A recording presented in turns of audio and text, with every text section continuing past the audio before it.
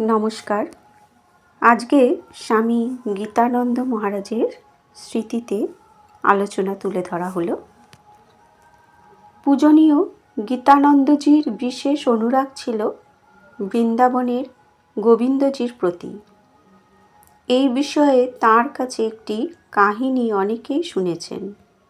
সেটি এই রকম: জয়পুরে একটি সরল গেঁয়ো লোক ছিল। সেই লোকটি জানতে চাইতো জয়পুরের সমস্ত লোক কাকে প্রণাম করে। খোঁজ খবর নিয়ে জানতে পারল সকলেই মহারাজকে প্রণাম করেন।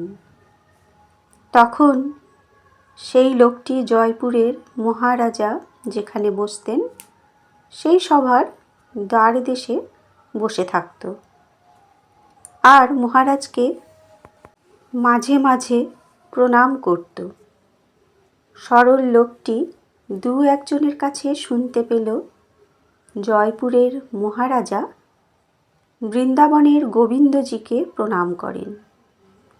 সে তারপর থেকে খোঁজ খবর নিতে লাগল জয়পুরের মহারাজা কবে বৃন্দাবনে যাবেন। পরে জানতে পারল তিনি যাচ্ছেন। সরল লোকটিও সেদিন একটি গাড়িতে চড়ে বসল। মহারাজ বৃন্দাবনে যেখানে নেমে গোবিন্দজির মন্দিরে গেলেন, সেও সেখানে নেমে মন্দিরে গেল এবং দেখল মহারাজা গোবিন্দজিকে প্রণাম করলেন। তারপর থেকে সেই সরল লোকটি মন্দিরের দ্বারে সব সময় বসে থাকত। একদিন চাঁদনি রাতে সে দেখল মন্দিরের গোবিন্দজি এবং অন্যান্য দেবতারা সব চলেছেন চন্দ্রালোকিত যমুনার তীরে। সরল লোকটিকে দেখে গোবিন্দজিও অন্য দেবতারা তার হাতে তাঁদের চাদর গয়নাগাঠি দিয়ে যমুনার তীরে নাচ গান খেলাধুলা করতে লাগলেন। অনেকক্ষণ পরে মন্দিরে মঙ্গলারতির শঙ্খ বেজে উঠল। তাই শুনে দেবদেবীরা সব দৌড়ে মন্দিরে গিয়ে যে যার আসনে বসে বা দাঁড়িয়ে পড়লেন। ওই লোকটি তাঁদের চাদর কাপড় গয়না দিতে উদ্যত হলো, কিন্তু তাড়াতাড়িতে অনেকেই গয়না মুকুট নিতে পারলেন না। পরে ওই সরল লোকটি পূজারী ও সেবকদের কাছে গিয়ে সব কিছু বলল এবং ঠাকুর দেবতারা তাঁদের কাপড় গয়নাগাটি সব পেলেন। বৃন্দাবনের শ্রীরামকৃষ্ণ মঠে এই জন্যই বোধহয় গীতানন্দজি গোবিন্দজির সেবার জন্য একটি ফান্ড করে দিয়েছিলেন। এরপর পরবর্তী আলোচনায় চৈতন্যদেবের দীক্ষাগুরু। শ্রী ঈশ্বরপুরী ছিলেন চৈতন্যদেবের দীক্ষাগুরু। তারই জন্মস্থান হল হালিশহর।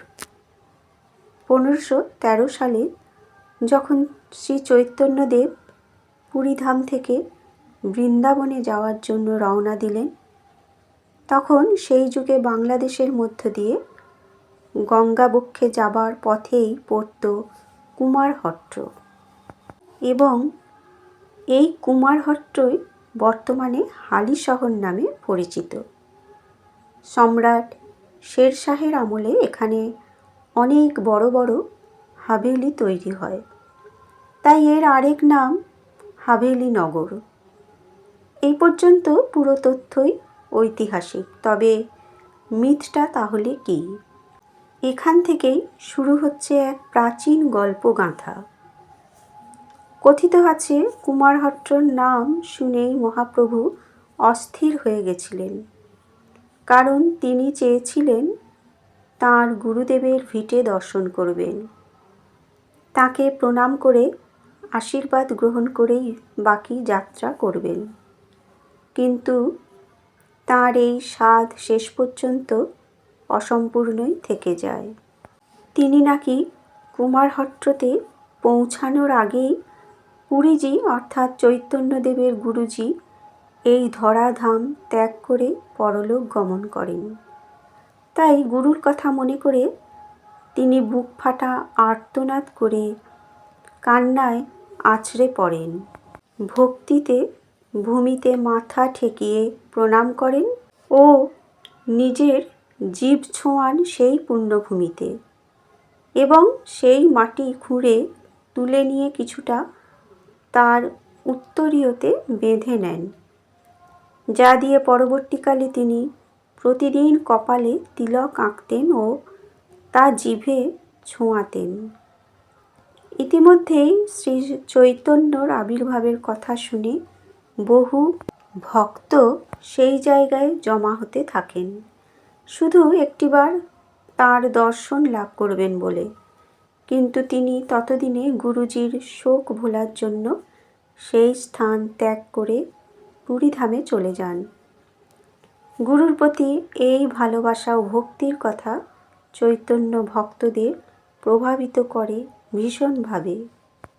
ক্রমেই প্রচুর ভক্ত মহাপ্রভুকে অনুসরণ করে মাটি নিতে থাকেন সেই স্থান থেকে। ধীরে ধীরে সেখানে গর্ত হতে হতে ডোবার আকার নেয়। চৈতন্যদেবের হাতে প্রথম খোদিত হওয়ার জন্যই ওই জায়গার নাম হয় চৈতন্য ডোবা। তবে এই কাহিনীর সত্যতা নিয়ে অনেক তর্ক বিতর্ক আছে বলেই একে মিথ বলা হচ্ছে। বর্তমানে চৈতন্য ডোবার মন্দির চত্বর এখন বিশালাকার ও সুসজ্জিত।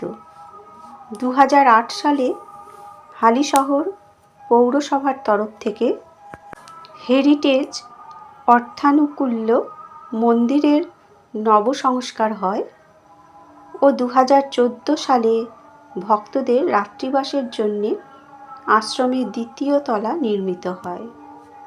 বন্ধুরা, আলোচনাটি সংগৃহীত এবং আলোচনা এখানেই শেষ করলাম। ধন্যবাদ।